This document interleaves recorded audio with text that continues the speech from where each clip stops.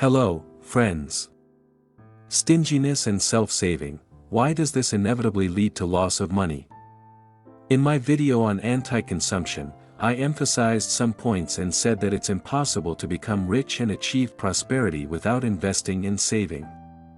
Only by setting aside a portion of your regular income, only with patience, can you build capital. This is the only honest way to achieve financial well-being. Well, of course, if you exclude inheritance or wealth acquired through marriage, we don't cover these cases. The only legal way is to spend less than you earn. It would seem, what could be simpler? It's quite logical. Yes, it's logical, but if you don't take into account the psychological aspects of a person, don't take into account our conscious and unconscious patterns of behavior. I want to talk about this feature of our psyche in this video. How saving on ourselves, or rather not loving ourselves, makes us poor. Imagine this life situation. On a day off, a woman comes to the market, buys all the necessary products, household items.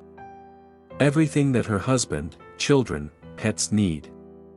She bought everything: clothes, food, diapers, perfume, and cat food. But she forgot about herself. She has only $2 left in her wallet. It's time to go home. But she has heavy bags of groceries in her hands, it's hot, her mouth is dry. And she wants something cool, tasty, pleasant. At the exit from the market there is a small shop that sells soft drinks and ice cream. It's hot, sultry. The woman, she wants to treat herself, buys some delicious ice cream with the remaining money. But she brushes this thought aside and walks past. With the thought, oh, okay, I'll be patient, I'd rather use this money to buy something else for home.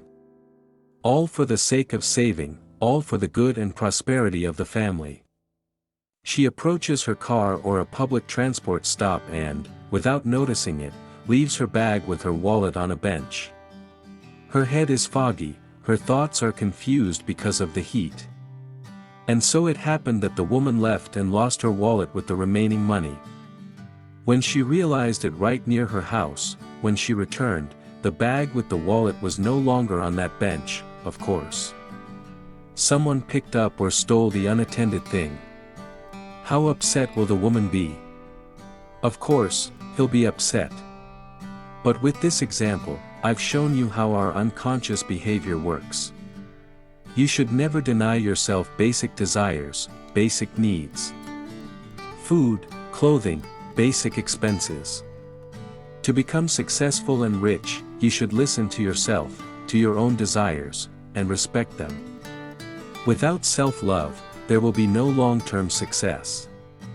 Some will say that's how the universe works. If you skimped on spending money on yourself, didn't buy yourself something you really wanted, then the universe will definitely notice and take that same amount of money from you later, only in a different life situation. Only it's not the abstract universe, of course, that's to blame, but our developed human brain. This is how our unconscious mental attitudes work. If you deny yourself something you really wanted, then after some time you unconsciously risk losing exactly the same amount of money. This is an important lesson that we must all understand. Those $2 that the woman was sorry to buy ice cream for herself, her subconscious gave to a passing alcoholic, a homeless person, who took that wallet for himself, along with the unattended bag. This homeless person was also dying of thirst and will buy himself beer or other alcohol with the money found in the wallet. He won't give anything away to anyone for free. His subconscious is wired for a consumerist attitude towards others. By feeling sorry for ourselves, we seem to subconsciously sacrifice ourselves, and our behavior becomes less responsible. We become inattentive, absent-minded, or take unnecessary risks, trying to overcome unmet needs with the help of emotions. Money is a responsibility and a heavy burden. When you don't have it, you have no worries. But when you have capital, both responsibility and the fear of losing everything increase many times over. good people very often receive unexpected blows of fate. You once decided to save money on new shoes, decided to wear out the old ones, denying yourself a basic need. But subconsciously, you'll inevitably lose exactly the same amount of money later. Unexpected expenses will arise, or someone will steal it, taking it from you. You haven't satisfied your basic need, to be loved by yourself. It's hard to understand, but in life we see examples that confirm this rule. People who deny themselves even the most basic purchases often lose as much, or much more, than they saved. If you cheated and rode public transport without paying, it seems like you saved, but you will definitely lose this money in the future, don't even doubt it. Moral choices and deals with conscience are also associated with subconscious behavior that leads to financial losses. You can't build your happiness on someone else's misfortune. People with high self-esteem, on the contrary, often receive unexpected gifts from fate. The proverb of Solomon says, "There is one who scatters generously, and increases in abundance, but another who is over-thrifty, and thereby grows poor." People should love themselves, learn to spend their hard-earned money with pleasure and not deny themselves the basic things. If you have saved up for some product or some goal of yours, then upon reaching this goal it is worth pursuing it. Saving money without a goal is wrong, it is a big mistake.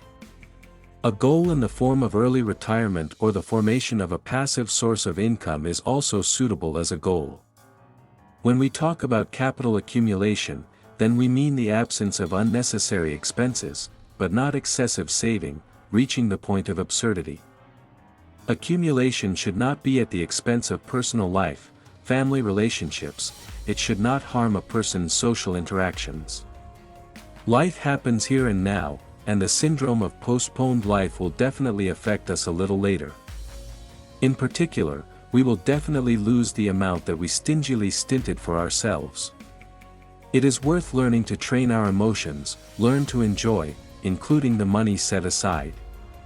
Therefore, I propose the formulation, pay yourself first. Directing money to investments is as pleasant as buying something with it. There should be no mindset, I am patient, everything is so that others will feel good. Altruism in its pure form is destructive and is a sign of an unhealthy psyche. Okay, you should be the first to feel good. You don't need to be a tightwad, this will not bring you joy and happiness in everyday life. But, in fairness, wealth cannot be achieved without frugality. The other extreme is going all out. Spending everything, down to the last cent. Everything is good in moderation. An important philosophical thought worth realizing, money should be spent both wisely and with pleasure. Pleasure is essential. Self-love is the most important component of success. Thank you for your attention. Subscribe to this channel. And until next time.